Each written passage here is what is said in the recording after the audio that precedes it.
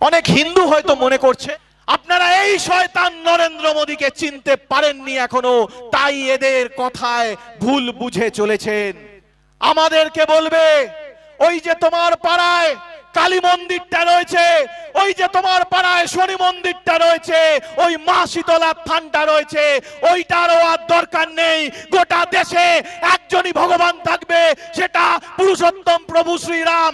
আর একটাই মন্দির থাকবে, সেটা অযোধ্যায় ওই রাম মন্দির। সেই মন্দিরে গিয়ে পুজো দিলেই হবে। আজকে ওরা বলছে মুসলিমদের ভালোর জন্য ওয়াকফ সম্পত্তি ওরা কেড়ে নেবে, কালকে বলবে হিন্দুদের ভালোর জন্য ওরা আমাদের দেবত্ব সম্পত্তি কেড়ে নেবে। আজকে আমার হিন্দু ভাইদেরও বলছি যে এইটাই সময়, এখন এই আন্দোলনেতে আপনারা রুখে দাঁড়ান, কারণ এরপর যেদিন আপনার দেবত্ব সম্পত্তিতে ওরা হাত দেবে, সেদিন আর আপনার পালানোর জায়গা থাকবে না। আজকে আপনাদের ওয়াকফ সম্পত্তি কেড়ে নিচ্ছে, এর কোনো গ্যারান্টি নেই আগামী দিনে হিন্দুদের এই দেবত্ব সম্পত্তিতেও এরা হাত দেবে।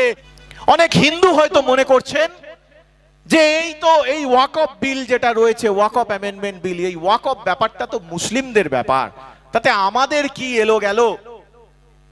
ও তো ওদের মসজিদের জমি কেড়ে নেওয়া হবে, ওদের মাদ্রাসার জমি কেড়ে নেওয়া হবে, আমাদের তো কিছু অসুবিধে হবে না।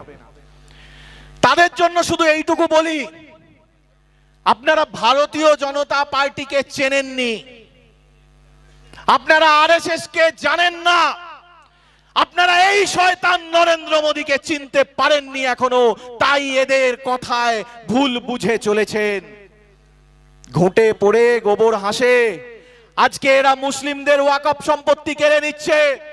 ওয়াকফটা কি?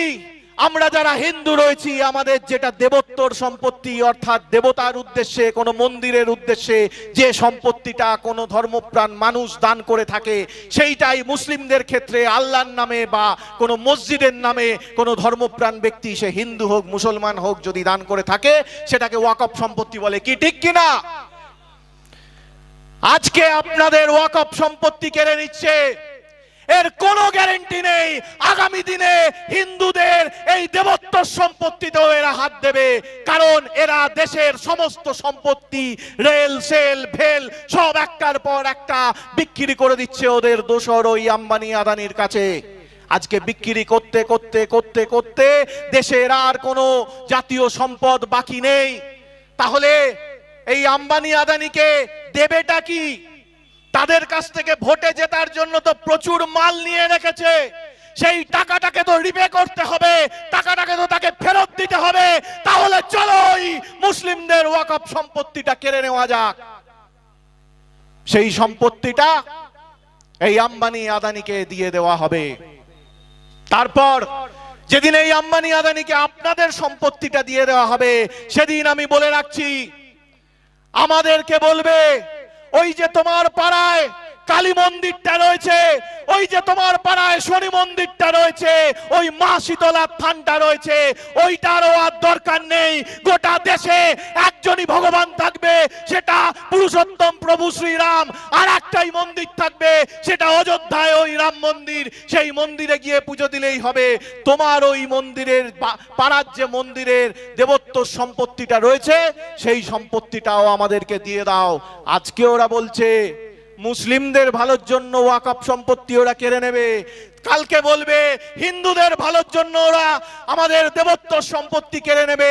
আজকে আমার হিন্দু ভাইদেরও বলছি যে এইটাই সময়, এখন এই আন্দোলনেতে আপনারা রুখে দাঁড়ান, কারণ এরপর যেদিন আপনার দেবত্ব সম্পত্তিতে ওরা হাত দেবে, সেদিন আর আপনার পালানোর জায়গা থাকবে না।